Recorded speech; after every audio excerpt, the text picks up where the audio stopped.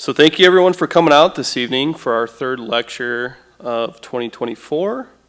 I want to give a thanks to AI Nebraska, who serves as our partner in this design lecture series, as well as our sponsors for their support of the lecture series.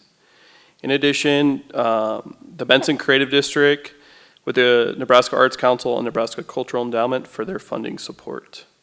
Just a few housekeeping items for those in attendance that are architects and AI members. If you need CEU credits, please scan the sheets. I had them up at the bar.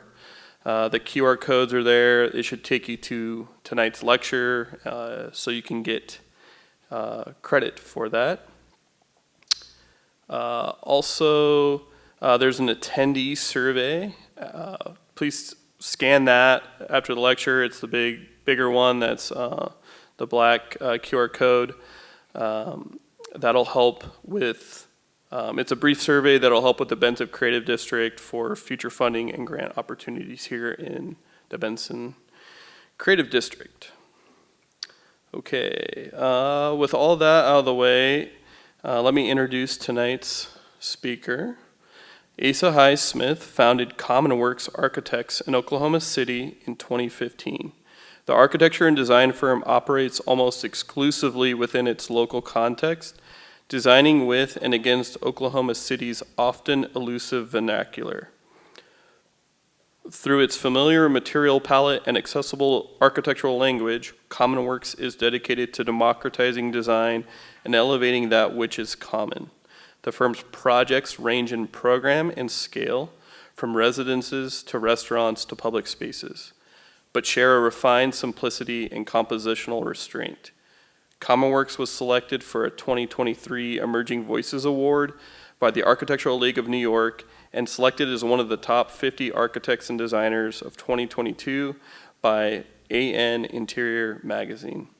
Please welcome Asa.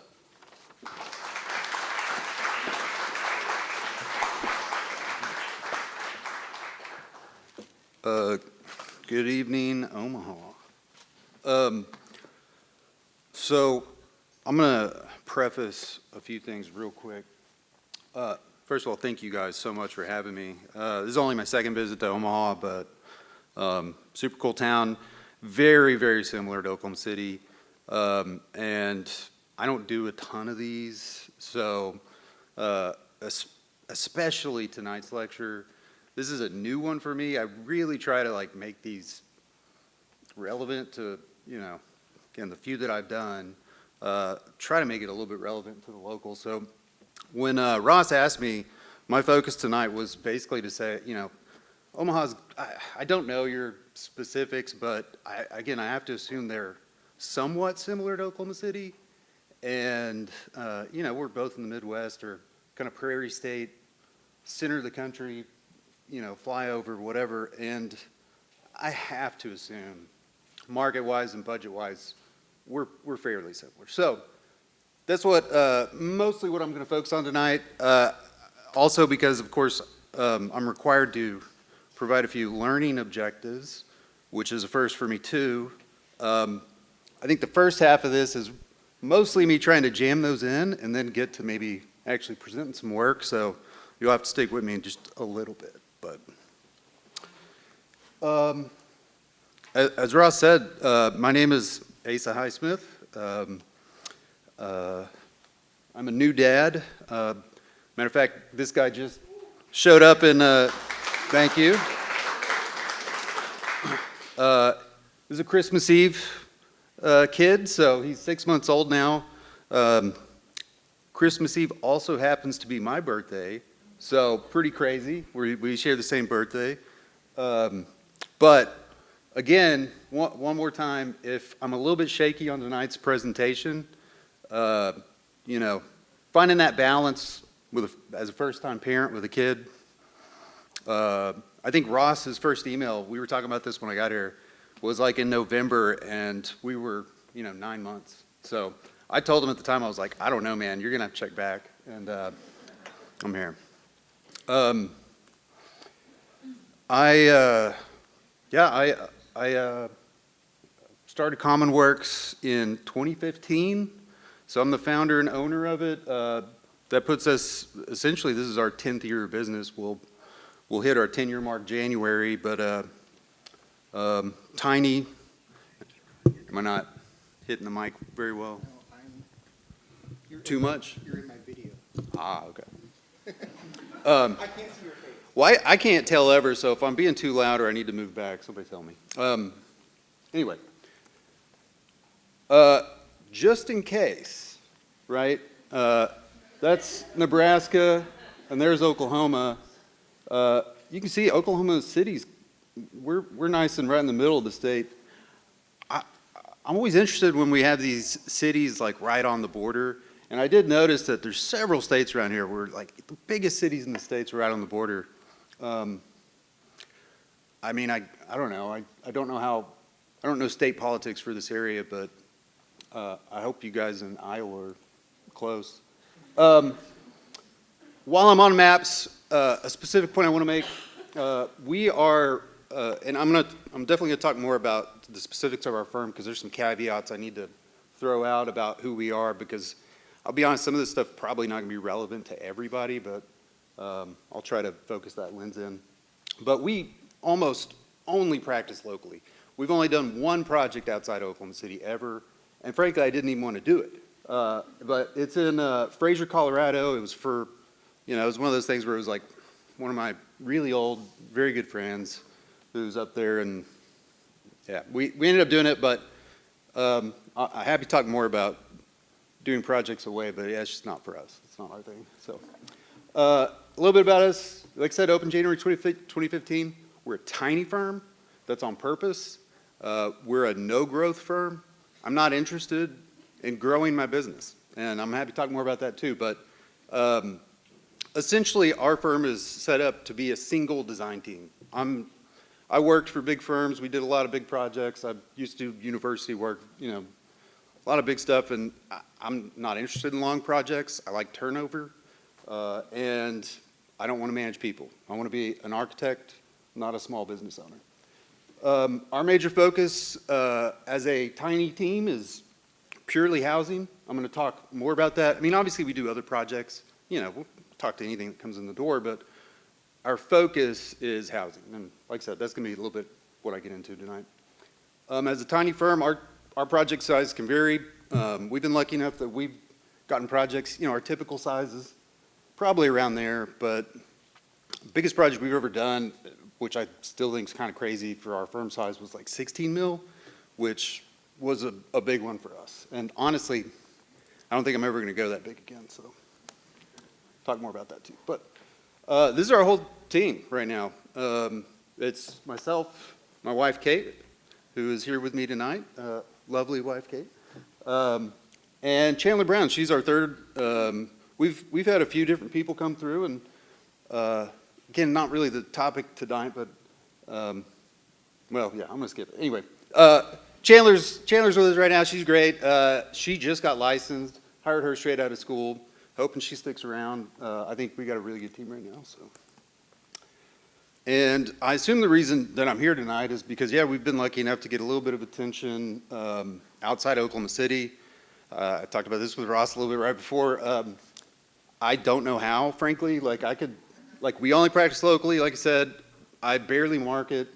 I have a few thoughts that I would be happy to share with people if people are interested in getting attention, but I can't promise that it's how we did, but and kind of looking back, I've got some thoughts on how we got there. But anyway, we've been very lucky. Been happy for the nice words and awards and whatnot. So tonight, like I said, I thought the best and most relevant stuff I could present was about how we manage our budgets. And I know it's a little bit of a dry topic, but I mean, it's, I think, the most important thing and really builds the philosophy of how we approach projects. So really, this talk tonight is mainly about just, it's the essence of our practice and how we achieve anything that's different that we do. So I need to, like I said, I've got some caveats though. I've already said we're a tiny firm. We're a no-growth firm. I don't want to add a bunch of people. I don't like doing the admin stuff. I don't want to hire admin staff. The whole point and the way that we market ourselves as a tiny firm to clients is, look, you can go hire the big firm and they can do your project and they're gonna, do a good job. It's great. And you're gonna, when you go meet with them, they're gonna bring the partners in. For the first meeting, it's gonna be great. They're gonna shake hands. They're gonna glad hand. You're probably not gonna see them again. And your project's gonna go, to a project manager and interns in the back. You come to us, right? Every time you call, I answer the phone. That's powerful for clients. Like literally, right? We're focused. We handle, I don't know, probably 5, 6 projects at a time, juggling in the office, but totally doable. Works great for us. Like I said, we don't do marketing. So, right, I cut that out because all of our projects are really, at this point, 10 years in, based on relationships and repeat anyway, which isn't helpful probably, but that's where we're at. Like I said, we only do local projects. We've really primarily focused on ground up. Frankly, I walked from remodels and renovations quite a bit. It's been part of our strategy. I'm happy to talk more about that, but not incredibly relevant either. And yeah, I think that's all my caveats. So, like I said, that's really the lens that we're looking through tonight. We do a different, a range of scale of projects. It's probably going to be a pretty brisk pace from here because I've got way too many slides for my time. But hopefully, I'm setting it up for maybe some questions at the end. But you guys, whatever. Anyway, so the first thing about how in a lot of ways, like I guess my presentation's really kind of a discussion about like how we approach our business.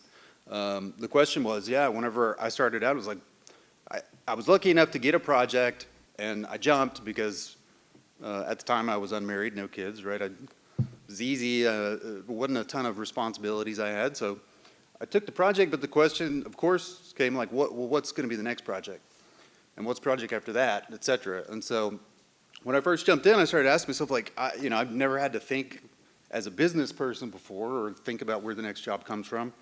So, and I only went to architecture school. I don't have any other experiences. I'm coming at this as just a dude. And I was like, well, how do I figure out where I even need to be?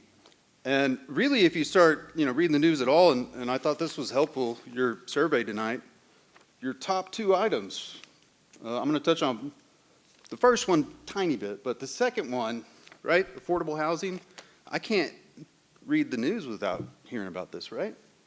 I saw one of the items was about zoning. I assume you guys are fairly familiar with some of the zoning issues that contribute to housing issues. I actually used to be a planning commissioner for Oklahoma City and have also done planning work, and I can echo like how insidious some of the zoning is as an issue. And I got to tell you, a lot of people like Laurel Wamsley from NPR might talk about how the rules are changing, but I can also tell you that it's going to be a long road. We've got a long way to answer, the housing crisis here. There's a lot of steps to take, but you can tell there's an issue. And where there's an issue, especially this big of an issue, and if you really get into it, it's crazy, right? Like, I'm sure you guys deal with the same issue. Oklahoma is actually one of the worst in the nation in terms of housing affordability. And it's like, again, I'm not like a huge finance head or anything, but I did see before we came tonight that Omaha is actually like 10% higher cost of living than Oklahoma City, which I found interesting too, and was surprised at. But even in Oklahoma, which has to be one of the best cost of living areas per state, it's a nightmare there. So we need lots of housing. We need a lot of it. There's got to be a lot built. And although it's not going to come super fast because we got a lot of issues to work through, it's got to get built. And so there's a lot of projects there. This is Omaha specific. I thought this was kind of fun. And this is my touch on climate. I don't know if you guys have seen, this is actually because I dive too far into reading sometimes. I'm like literally reading white papers on nature.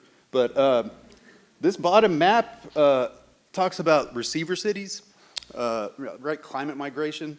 I don't know if you guys can see the dark blue area, kind of right in the middle, right? That's Omaha's right in there. You guys should be planning to be a receiver city for climate migration. I mean, there's a ton of housing in the future coming.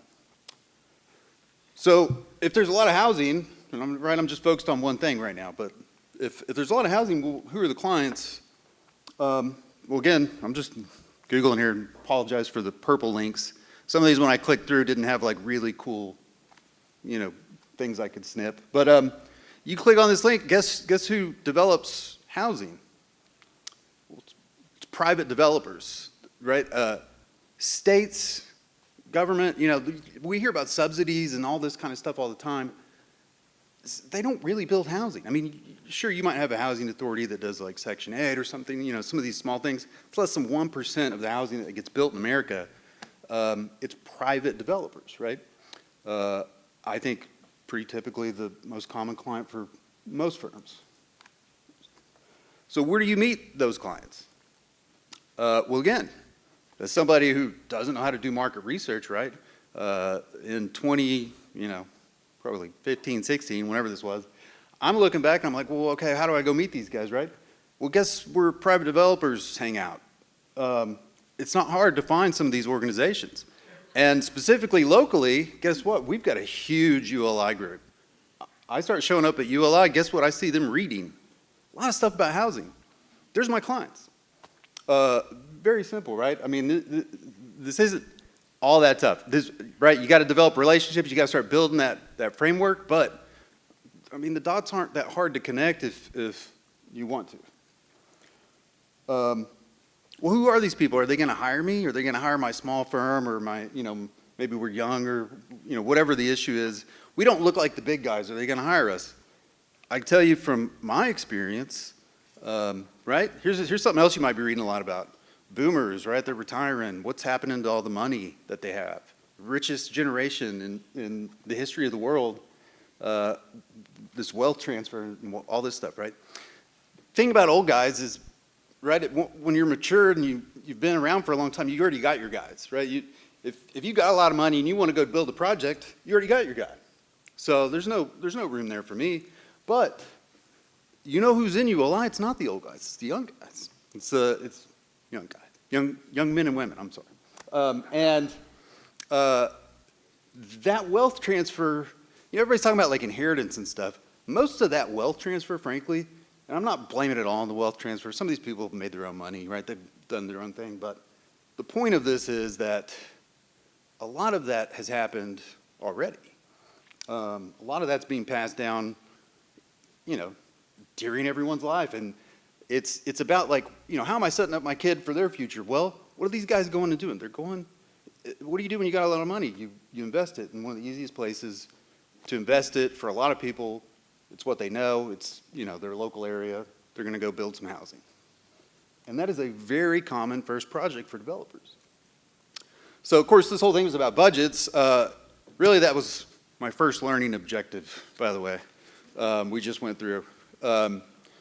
Really about, the increase in market size here. And I think there is an increase in market size here. I think, again, as this mature generation retires and moves on, we're seeing a lot of new relationships or people hungry for new relationships coming out.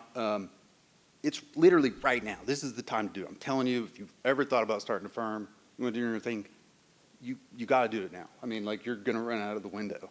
That time's going to move on. So, but we're in this change, this position of change, and so now's the time to make that jump and go attempt it.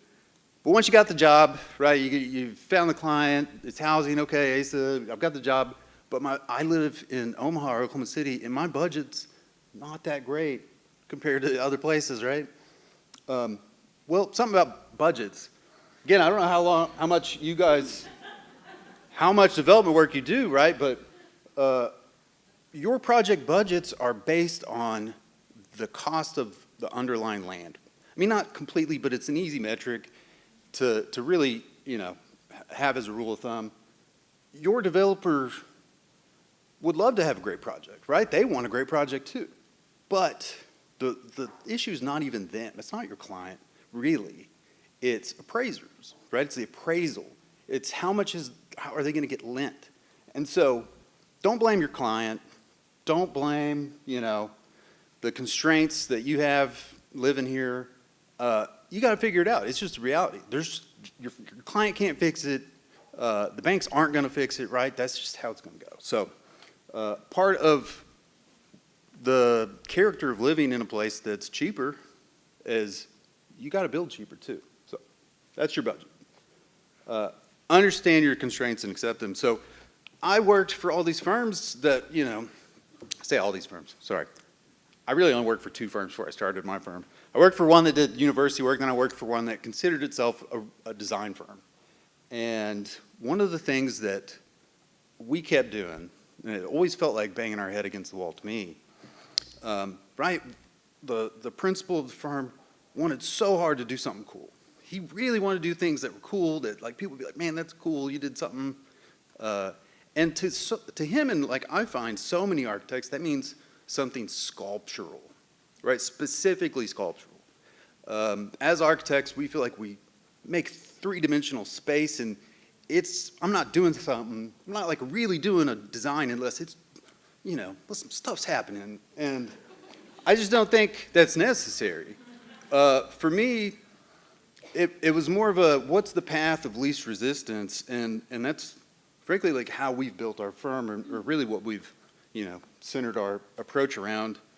And so for my other 3 learning objectives, I'm going to try to really talk through those now through some of our past work, or not just past work, but ongoing work. One of the, specific issues of being a tiny firm like we are is we're cyclical. Right, I get a bunch of projects, and then we shut it down, and we focus on those projects until they're done, and then we go look for more projects. Because, we can only handle so much, and it means that we get in these periods of cycle. So, we've got some built work, but a lot of it right now is frankly from kind of a past period that I feel like we've already moved beyond. I'm going to present some of that, of course, because I got to show some built work, but a lot of what I'm going to show you too is going to be stuff we're working on now, because of course that's what I'm more excited about. So we're probably going to see a lot of, renders and stuff, and I apologize for that, but I swear to God, some of this is actually getting built. So this is not housing, but this was our very first project out of the gate, and frankly, it's actually still, I think, our project that most people want to hear about or talk about. I think it's fine. I'm obviously happy with it. I think it turned out great in a lot of ways, and I think it exemplifies like a lot of the approach we take, right? It's very simple, very austere. Honestly, this project, went through a lot of issues. We had an angel investor. It's a private Christian school, right? And so as a private school, it had to be privately funded for the most part. They had an investor that came in, and then, I don't know, something happened in his business, and all that money went away. So about midway through our project, we lost our funding on it. And of course, it was a huge issue. We had to cut a lot of stuff. This project was actually going to be, it had a lot of stuff happening. And we had to cut all that out. And the experience of that, coupled with the experiences I had working for other people, where we would push so hard to do these sculptural moves, and as soon as budget became an issue, right?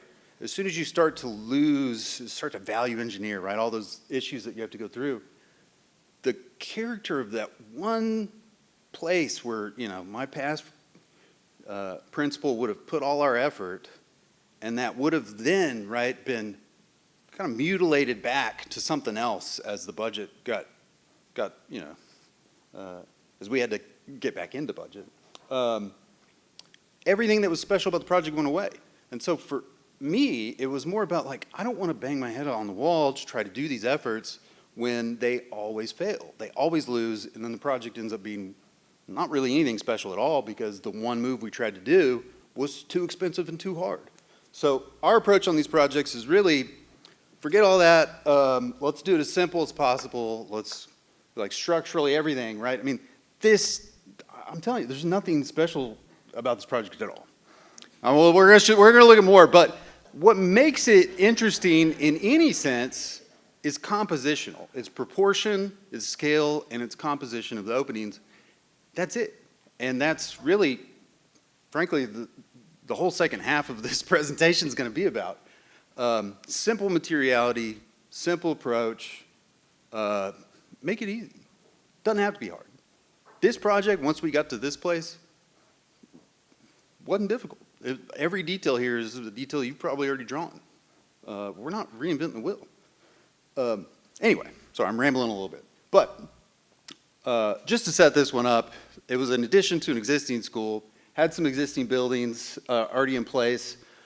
We were really building the new home of the school, and I'll be honest, right? Like I always want to I feel like it's important to not pretend like things went perfect ever, and to accept like some of the failures that occur and talk about them. I think that's always important to do. So, we tried 100 different layouts before we got to this one. The client just demanded that we do this essentially like a crucifix form. Right, it's a Christian school. They had important thoughts about facing east with their chapel, which is the little extended guy coming off. Otherwise, it's 2 wings of classrooms. The big exclamation point that happens, that you're going to see more of, kind of at the front, really are only, again, one move. Not I wouldn't call it sculptural, but there was some money there.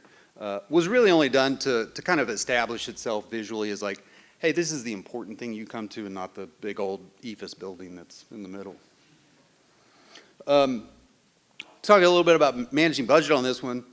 You're going to see too. I think I read that Endicott Clay or somebody's sponsoring this. I think that's great for them. We only do brick. I mean, almost exclusively.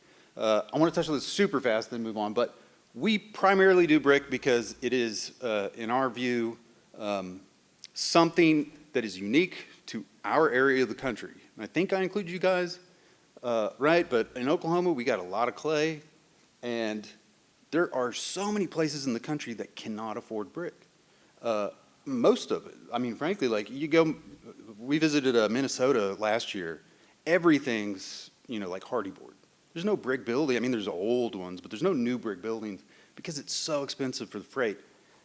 This is affordable where we're at. And I have to assume somewhat affordable up here too, at least in terms of project budgets. I can put brick on any project as long as I'm careful and I'm,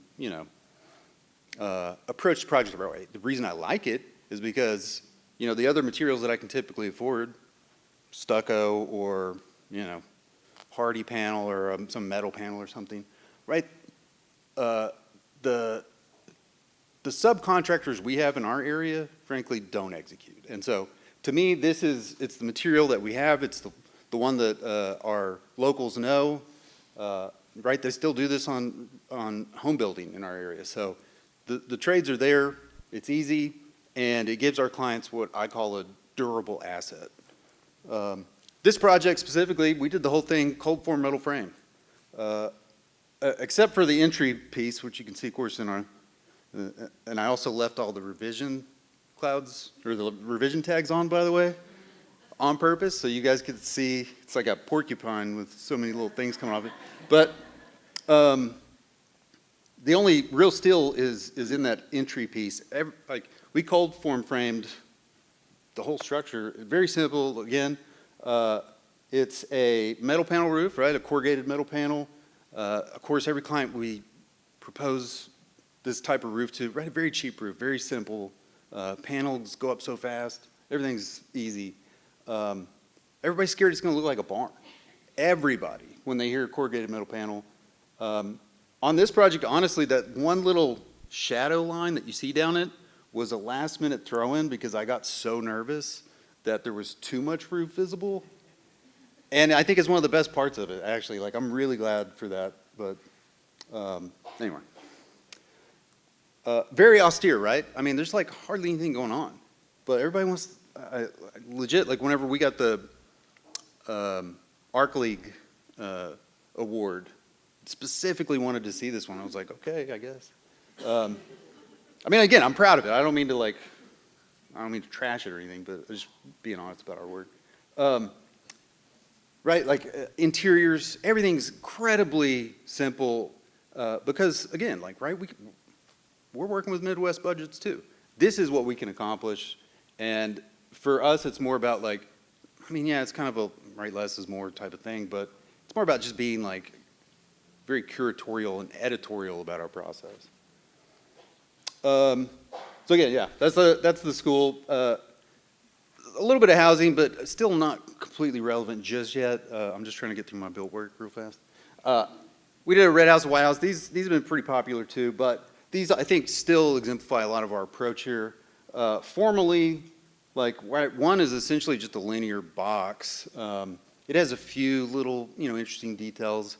The main thing we did there, I think, is our mortar wash on the brick because it was an ugly brick and we had to hide it, but it was cheap. And the mortar wash, frankly, we got for free. It was I think it was a terrible miscalculation by the mason. I think he understood it afterwards. And so it's a little bit unique, but they gave us that finish for free on this project, the one on the right, which I think is crazy. But well, we're never going to get that deal again, so it's kind of a fluke. But anyway, plans are simple. Elevations, frankly, are simple. But I think, it's the cumulative effect. I mean, this is an expensive house, so I wouldn't call it affordable, of course, but still the construction cost of this, very reasonable. So you see, like, detail-wise, right, the way that we kind of add some specialness to a lot of our projects and try to navigate how to make them feel different. Again, I think proportion and scale and fenestration size generally conveys enough modernity for us, or enough contemporariness, like we feel like we're relevant with the work we're doing just from the basics, but it's the introduction of some of these like little metal work details that we like because, again, another thing Ross and I talked about just before, but right, that metalwork stuff, incredibly easy to achieve.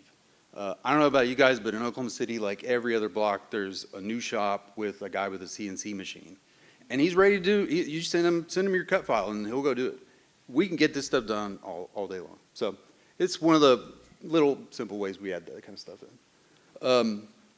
The other house, the red house, right, like, because I need to start leaning more into some of the strategies we employ here. But for us, again, not sculptural, simple form. Essentially, right, most of our projects are basically just the box extruded. I know, for me in architecture school, we got hammered into our brain that like really you need to design in section. That's how people experience buildings. That's great if you can afford to design in section, but when you design in section, you start designing a lot of little lips and water issues, right? And that's where the money comes in. So for us, I would love to do that, but instead we have to take a different approach again to meet our budgets. And one other quick, big, bold, underlined note here. To me, right, the main goal of practice is to get your project built. If you don't get it built, it's my opinion, you failed. I don't think your client failed. I mean, things happen. There's exceptions, right? I mean, but if it comes down to a budget issue and the project doesn't get built, you failed. So, in my opinion, right, it's my duty to do that. So, we start from that budget and we immediately make the assumptions that we think are going to get us a doable project. Very simple, very austere, right? Formally, it's things you've seen a million times. The one kind of interesting move here, right? The client wanted, this is kind of near our downtown. It's up on a hill and you can see, downtown skyline. They did want their bedroom to face downtown, so all we did is we just turned that one volume a little bit, right? That little 5 degrees so they can get that view. And then we just crashed those two together. I think it's kind of interesting. Again, I'm not going to lie and say that there's some big philosophical or like conceptual or theoretical basis here. It's just us playing, with some formal language and proportion and scale in the end, and materiality. Again, some of those metal details, right? This is a flat plate with a little bit of 2x2 framing to support it. But for a guy to cut that window screen out, that's like 20 minutes. And then you go send it to get powder coated. I mean, all this stuff is like, again, very doable. Detail on the chimney, same, right? One of the things, this is one of my gripes, I'm constantly battling with roofers on trim details. I can't get anybody to give me anything besides, just straight out of the NRCA book. I don't know if you guys, but like parapet trim and edge trim is something I'm still battling with. But just to show you that we actually do interiors on our projects. Again, most everything I'm going to show you is really exterior and ground up stuff. Here's one of our current ones. This one's actually just finished. The difficulty of the timing of this particular lecture is that literally our photographer that we use is in town next week. If it was just a little bit later, I might have had pictures of most of these, but because we've got like our last kind of cycles done and those are finishing up and we're starting our new cycle on new projects, but some of these first few I'm going to show you, these are pretty much done. I just don't have photos yet, so sorry. New Saigon, this is a Vietnamese developer in Oklahoma City. We have a very big Vietnamese population due to some, historical reason. I don't know. She probably knows. I don't know. Anyway, so just trying to scale the work up to something maybe a little more relevant here. This is 36 units, and it's in 2 buildings. We designed a single building. We mirrored it, right? I mean, we do our best to make these things make sense for our clients when it comes to our fee, too. I mean, obviously, again, all the same caveats that anybody would have on that side, but this is 150 by 150 lot. So he bought 3 existing lots on a block. It's an infill project. We're really only looking at elevations. I'm going to show you one picture of it today, but essentially 3 levels, right? We don't need an elevator. 3 levels is a really good, number of stories too, by the way, if you're getting into like multifamily and you're kind of trying to figure out how much to build. I'm telling you, like from doing a lot of these projects, 3 stories, everybody wants to go 4 or 5. 3 is like pretty interesting. So I think people should look at that more. No elevator, right? None of our units above the first floor have to be, any kind of type A, type B. We get a lot of flexibility with this, and we access all the units through individual stairs. Each grouping of 4, because right, code again allows you to have one means of egress if it's only off of 4 units. One of the things we look to a lot in our work is history, and one of the things I notice when I look at historic buildings of this scale and type, this missing middle that, right, a lot of people aren't building anymore, is that's one of the things they did. Most of the time, even if it was a multi-unit building, you go into an entry, it's a stair that goes up to only 4 units. And so it makes things feel a little more intimate. It's one of those notes I want to throw out there because it's something we like to do now. But it still works, monetarily because the number of units for each building was perfect for us to essentially introduce 3 stairs.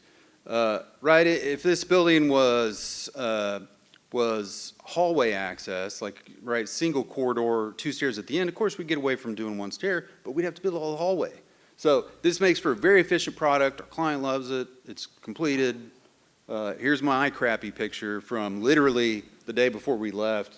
Again, there's 2 buildings. There's a mirror of this on the other side. I'm standing in the parking lot behind. It was the only way we could get access to add some parking in order to make the trash truck turnaround work.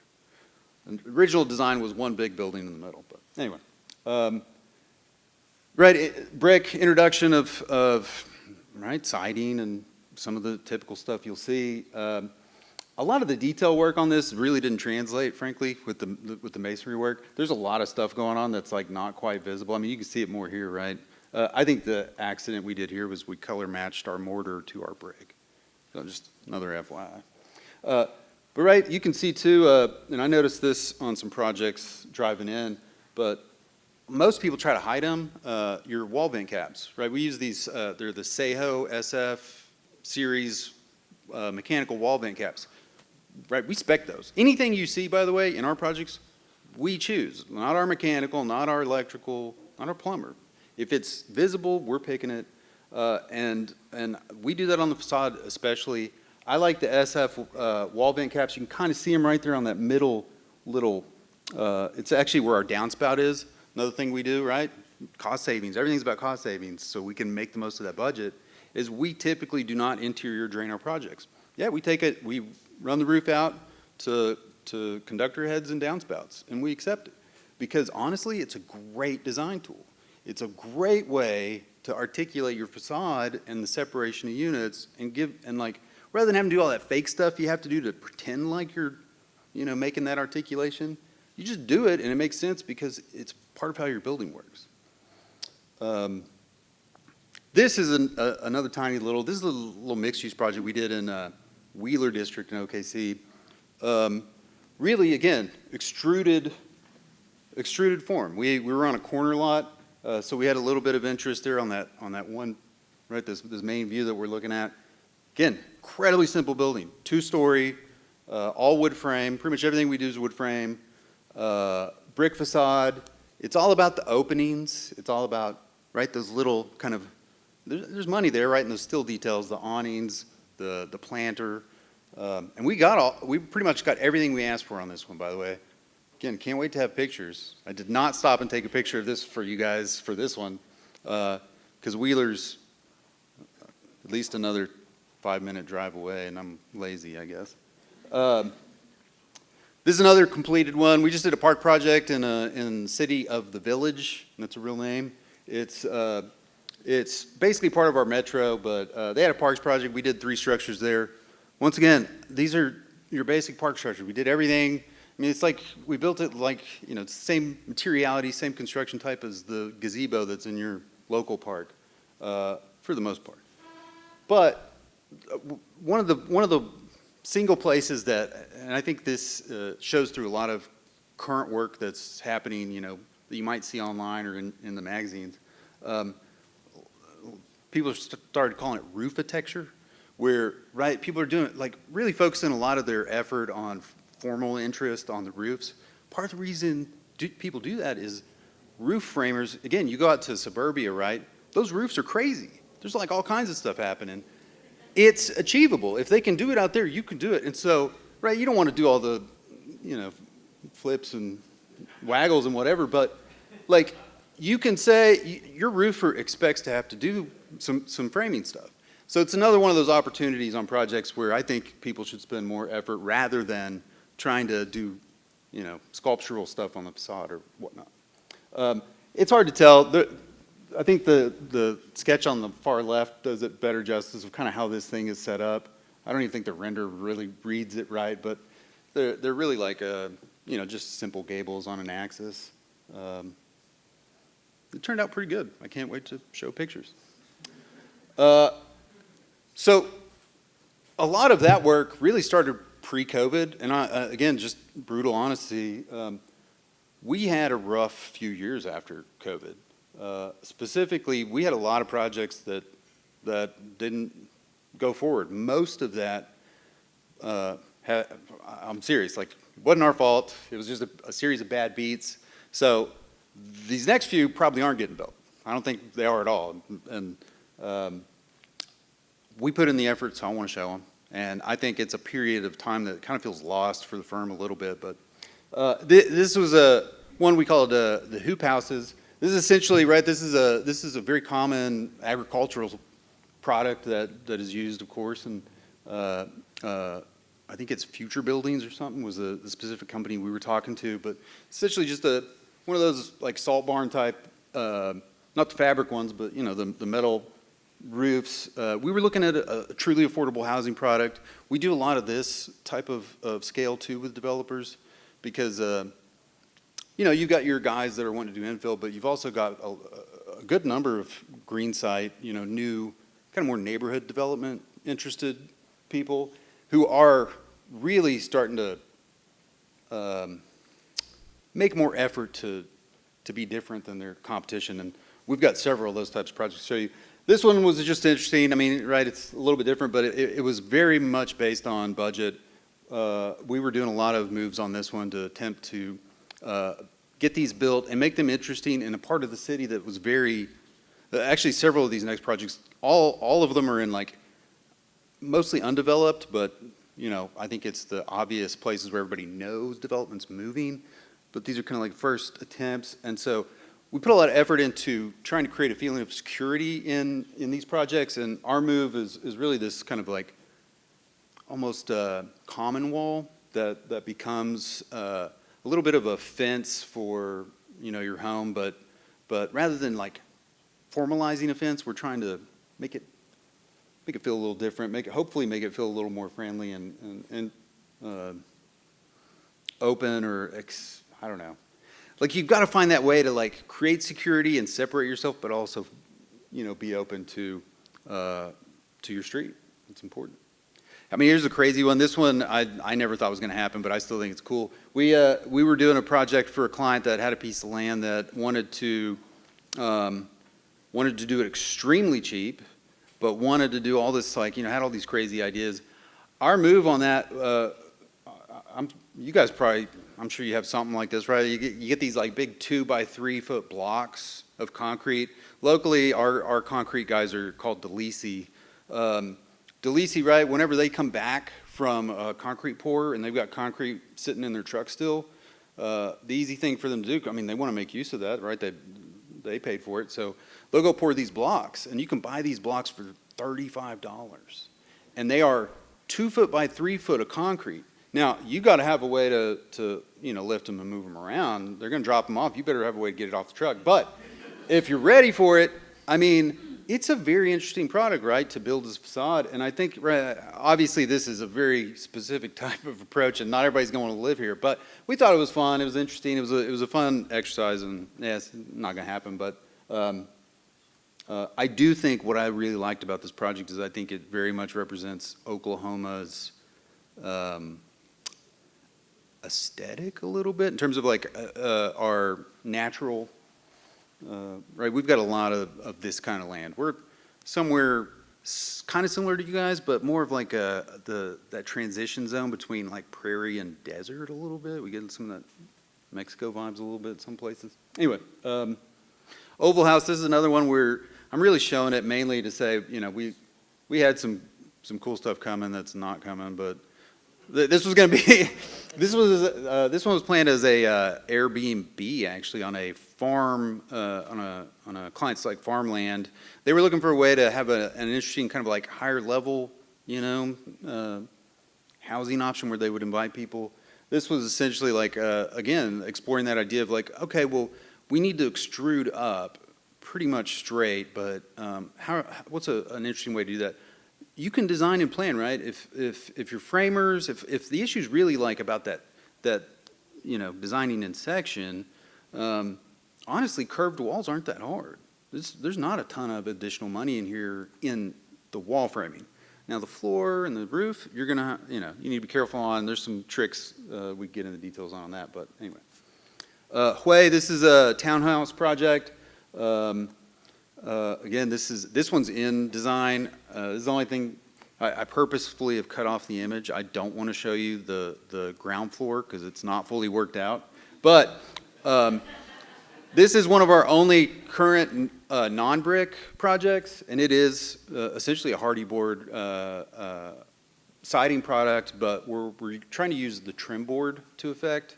The reality of this project is, honestly, it's probably going to be more expensive than brick in the end, and it's got me worried that the client's going to check back down to brick. We love brick, but we do get tired of doing it on everything. This is for a project called The Hill. This is going to be 49 new units. It's a mix of actually like a detached single family, but also townhome. And so we wanted to design something that was flexible in language that we could, do both with and have it make sense with. So I don't have imagery of the townhome product tonight, but just imagine these all just shoved together and you're pretty much there.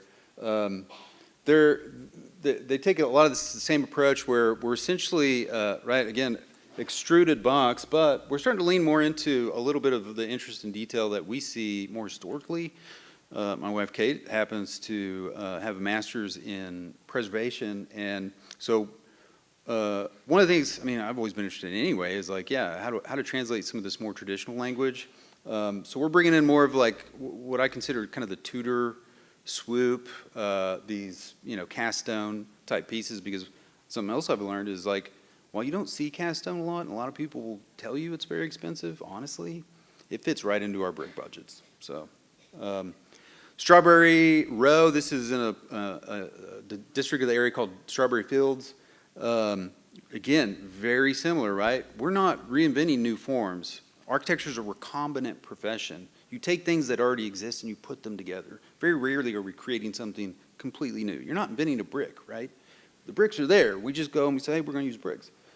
Same on these. Everything here, I'm getting told I'm running long here. So a lot of the same stuff, right? Yes, we've got a language. Yes, we're an iterative firm, right? That's fine. Our clients accept that. They like that about us. We are scaling up. Like I said, we did one that it's on that first slide with all the pictures. We worked on one that was like 16 mil, 60 unit project that also died. It was Fed rates on that one. We were literally 50% CDs. My old boss at my first firm would have called it a perfect project when you get paid for the project, but it doesn't get built, so you have no liability. I find that extremely cynical, of course, and not the right answer, but it does make me feel a little bit better because we got mostly paid on it. This is one we're working on right now. This is not the design. Matter of fact, we're like 3 iterations past this, but I thought I'd bring it in because I think it still shows a lot of the same moves, a lot of the same approach. It's really about composition. It's really about proportion, scale. We've got some design in section here, yes, right? We've got this one little chamfer at the corner currently, but it's the one move. It's a slight thing. It's simple. It's very achievable. They're balconies. We've got literally one side of our project that just has some balconies in one little cut. So this one currently, I think we're at 200 a square foot, something like that. I don't know what you guys build multifamily at, but for a 4-story, I mean, that's like market, right? We're hitting the market for our area, and frankly, if you go look at the market in our area and what they're building for $200 a square foot, I think, like most of our clients in Oklahoma City, you'd be excited by that. So that was my last slide. So I don't know how I went on time, a little bit over, I guess. And I'll be honest and say I don't know if I nailed all my learning objectives, so I'm sorry to the AIA if they're here. I will say, wherever you are, the one thing that I know I didn't touch on was firm profitability. I did want to say, right, you can tell from our work, again, we're iterative. Our projects we don't reinvent ourselves on each one, and we don't care. We're fine with that. We're confident in it. When our clients come to us, they kind of know what they're getting, and we've got I think, a very strong identity and portfolio because of it. We don't change our philosophy on projects. We feel very confident in who we are, and we're getting projects built. So we're happy about it. And sorry. Last thing. This is what I meant to say. We're pretty damn profitable as a small firm. Our focus is on efficiency, right? It's not on scaling up. It's not on adding more bodies. I focus every day. I spend half my time like making Revit families just to speed up detailing. Like I don't know how many principals do that, but I'm in the weeds. I'm drawing the toilet accessory family. Like I'm putting this stuff together because for us, it's not about adding another person. It's about efficiency. It's about sharpening the stone, like really getting down to who we want to be so we can have the life we want. Architecture is really hard. And I'm going to wrap it up by just saying, I can tell you, like, if we can do this and make it work, like, there's opportunity out there. Just one last time, I'm telling you, if you've ever thought about it or you've been interested, I think it's a great time to go out on your own. We've been out 10 years now, and I will say, like, I feel very confident and safe at this point in who we are, but it wasn't easy.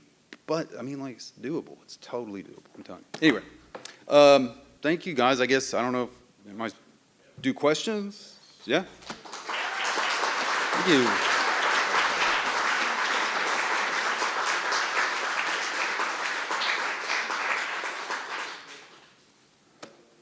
Thank you for your presentation. I wanted to ask, what are some of the key components that you focus on to keep your projects affordable?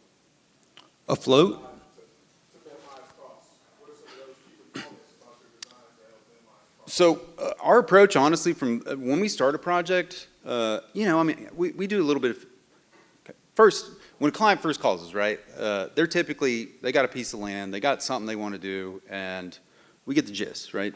So we'll usually first give them a proposal for a feasibility study, right? We put something together, something that shows what they could do with the land. It's not a design, right? As soon as they bite and they're like, you know what, we want to keep going, we want to move forward with this, right, we get it under contract, and I go to my engineers immediately, and I'm like, okay, this is the gist, this is the basics of the projects. What is the most cost-effective way to do this from your perspective, right? That's how we got to that cold form metal framing on the school project. We always ask, like, I want to know what is the absolute most efficient and cheapest way to do the structure on this project, and then I'll skin it. Don't worry about anything. I'm not going to come back and make you change all your details. Literally, our engineers love us because we make their life so easy. I am the one that has to do the change. If something has to be a certain way, I accept that, and it's my responsibility to make it look good, right? I'm not going to beat up on my engineer because he's doing what I told him to do. So for us, it's always about starting, like, literally foundationally being like, right, what's going to keep me in budget? What's going to, frankly, in the end, it's about what's going to give me the most leftover budget to do something interesting with, right? And I'm always just trying to expand that from the very beginning, and accept whatever is the path of least resistance.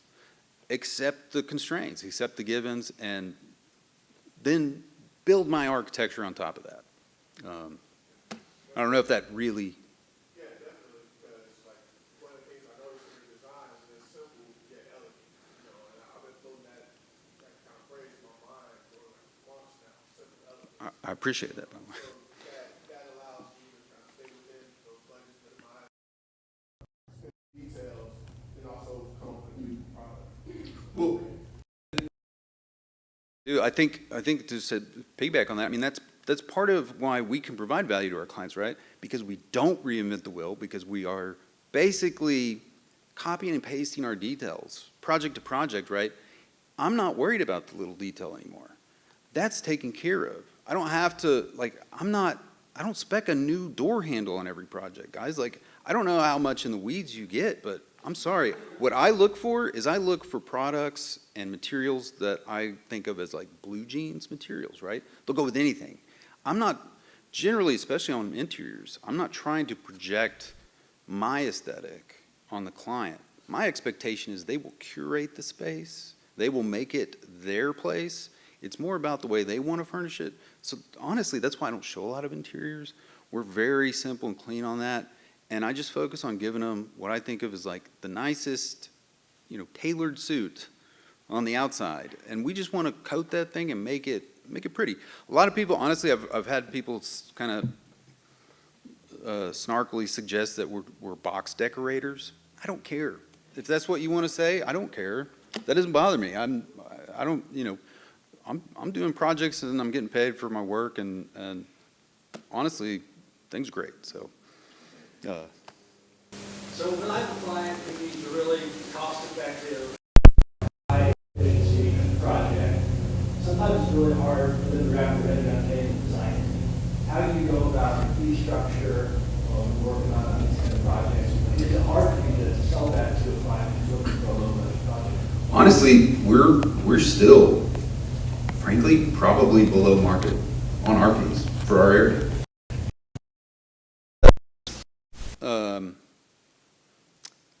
It's not that right, I'm not leaving money on the table. I'm not trying to, at least. But part of the way that I, pitch ourselves to the client, again, is, right, you're hiring a single team. We don't have all the admin staff. We don't have all the overhead. So as soon as I tell them that, right, I got to show them that a little bit. And I do. We usually, I'd say, just the architectural portion, I don't know what you guys are used to here, but at least in the design-oriented, competition in Oklahoma City, the people we compete against, most of the other architects there are probably like 4.5%, right? I mean, you add on your engineers, whatever. We're probably more like 4. I mean, right? That's how we don't get projects because of our work, frankly. Like not why anybody else might appreciate it.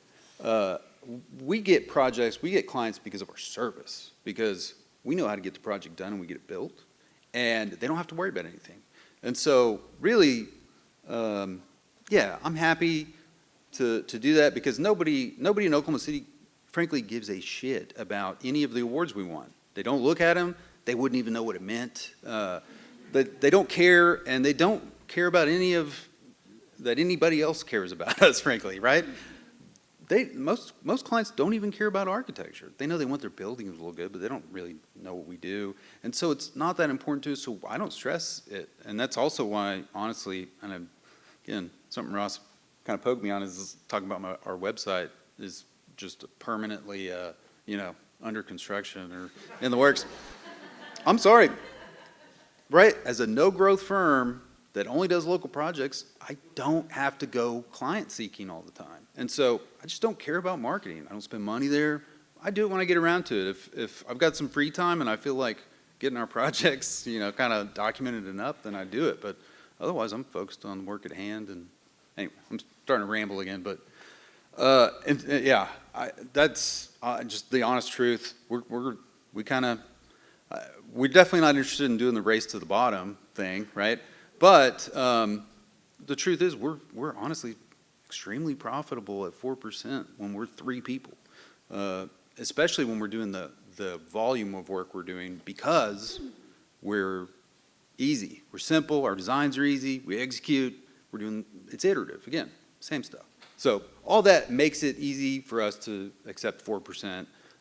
Again, that's just how we do it. I'll accept any criticism on that too.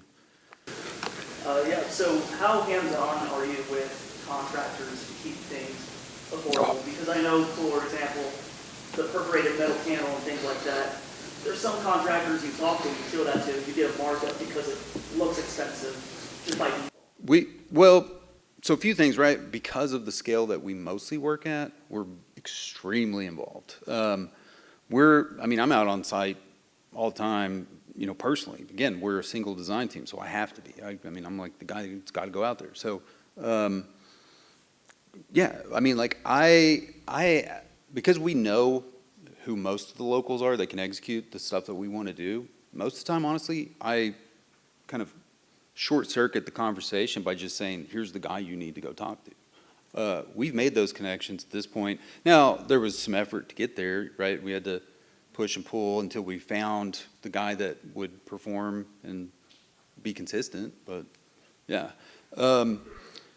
We get as far as on that New Saigon project, I had to, this happens a lot, again, like you have to accept, I think, certain things in practice at this level and, just go with the flow. Some people, again, probably might criticize this approach, but on the New Saigon project, we had MEP and we designed the systems and we got to construction. This was the project started in 2019 and didn't start construction until 2021 and saw the full brunt of the increase of those COVID prices. And so suddenly, once we got into construction, we had to cut a lot from the budget, and that meant we ended up choosing. So we had like a typical split package system on the project. We checked down to just mini splits, which meant that I had to essentially reroute all of my venting on the entire project and do it myself, and I didn't get paid for any of that. I spent days, and I was out on site, like literally. Like showing them where we were going to run the, dryer vent, because it was that important to my facade. It had to be here, and that's. So we spend a lot of time doing that. We're pretty in the weeds, pretty hands-on. I think we've all, at least for who we are as a firm, we've got a lot of experience in that side, and so, yeah, just something we accept as part of our practice. Really nice work. First of all, I just wanted to say that. Thank you. The work has amount of restraint, but still, really playful. I am just curious if your clients, if they have the same taste as you guys do, because obviously they gotta have good taste to have design products, like to want design products like this. So I don't know if your clients, especially multifamily clients, if they started out with wanting all these pushing and pulling, all these different material change, and you guide them and educate them to the Yes. design process. Okay. Yeah, absolutely. This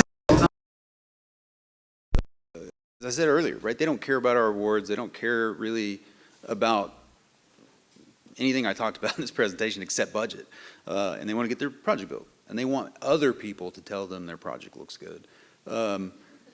Honestly, like, right, you have to spend a lot of time in any, I guess, sector like we are. Not a lot of people spend time like consuming architecture and developing any sophisticated opinion about it. I do think we're in a period where, like, now with, like, Instagram and Pinterest, like, there's a more general understanding of design in some way, but it's almost more hurtful because then, they're showing you things that are frankly absurd with, the palette you're putting together or like other decisions they've made. Honestly, I guess the end answer to the question is some clients you can't save. And well, and that's one of the luxuries of being again, a tiny firm that's not based on growth is those clients, we've had them. You don't get to see those projects, and honestly, we don't do more projects with them, right? We look for the clients that we vibe with, and that's who we work with because we can do that. Because again, like we're where we need to be in terms of our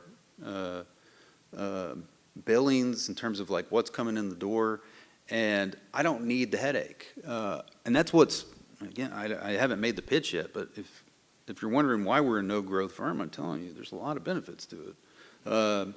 You can, if you want the headache of just managing more and more people every day, go for it. But as they say, more money, more problems, and like I'm fine. Like I'm happy. So, are they shutting her down? Am I going too long? One more question. Okay, Dale. Burning question. I've had my hand raised. I have to say the presentation, the information has been amazing. Well, thank you. Yeah. It's not really academic. Your honest thoughts. That's the way, at least I appreciate being spoken to. And then Thank you. you talk about, like, it seems as if you're very interested in entrepreneurship, and you kind of like glanced on it a few times, but you say like that this is the best time to do it. But you're I think it's 10 good. years, you're 10 years in. Yep. I don't think it's the best time, is it? Well, honestly, I think Strategy or anything. I just think I got lucky with my timing. It was really perfect, frankly, for Oklahoma City. I came out and there was literally my phone rang like crazy when I first went out. I didn't have any work to show. And I was like, why is everybody calling? Like, this is crazy. Like, I should have done this a long time ago. But I think really what I realized, in retrospect is that there's actually like, right, I don't know how small your architecture community is, but in Oklahoma City, it's pretty small. And there's not that many options for people.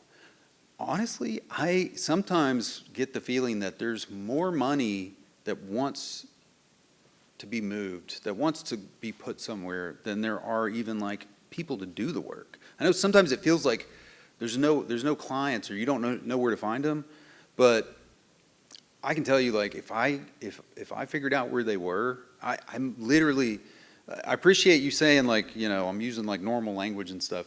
That's because I'm a very normal dude. Like I'm not an academic, and I'm, like if I had to, I could like spit a little bit on some of that, but we're just like normal people, and frankly, yeah, we just want to keep our life as easy as possible and go home at the end of the day. So, all that to say, I admit the timing, like, right? I mean, once you're here, it's hard to like say what would have been different, but I can tell you too, in Oklahoma City, there's like a new shingle that goes out almost every day right now. There's so many new firms starting that are our competitors, and I think great. Like, I'm happy for them. In Omaha, this is a big market relative to our state, obviously. There really haven't been any major firms in 10 years, at least. Major new firms? Is that? Firms that are employing people. Oh, It's unbelievable, frankly. well, I think it goes to show like there's this massive kind of like power of the incumbents. And I'm just curious like how you kind of dealt with that. well, for me again, like, I'm not right. Like, I'm just an architect, but this is how I view things. Right, over time, when you're in a society that's, capitalism, right? Markets mature, and as markets mature, like we talked about, old guys having their go-to architect, right? They're not going to hire you because they already got their guy.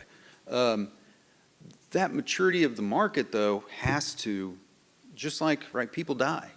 we don't live forever, so that there's a cycle there. And I don't know the specifics of your place. Again, I have to make some assumptions. I know we're a tier 2 city, very similar, I really feel like, in a lot of ways. And at least for us, a lot of those mature relationships aren't available for big firms. It's, you're looking at them, I mean, I'm saying you. I don't mean to put words in your mouth, but I'm getting the sense that we're talking about bigger projects when we're talking big firms, right? I'm talking the small stuff, right? Like, I'm talking about what we do. There's a lot of those people, at least in Oklahoma City. Ton of them everywhere, and they're looking for guys or girls that want to do, that are open to doing their project type. I think what we did different is we just found a way to really make the business part work and stay small and do small projects. I showed you a bunch of houses. I know that's not profitable work for most people. It is for us. We can make money off those because, again, it's simple. And that's, we don't lie about who we are when clients come to us, especially now. They know who we are. We've got a pretty good portfolio to show, they're going to have a sense of what they're going to get. It's going to be different than the other ones somehow, but it's going to be similar. Anyway, that's, for us, there's a ton of those clients. I'm telling you, almost every day in Oklahoma City, a new firm is opening up. Look at my wife. She will nod her head. So we got a ton of competition. I love it. I think it's great. I think it's good for any city. And, yeah, it's scary, but legit, I'm nobody, and we figured it out. I don't know Omaha, but you got more people, and you got a higher cost of living, so there must be some more money around here than, just saying. Anyway. Thank you guys so much. I had a great time.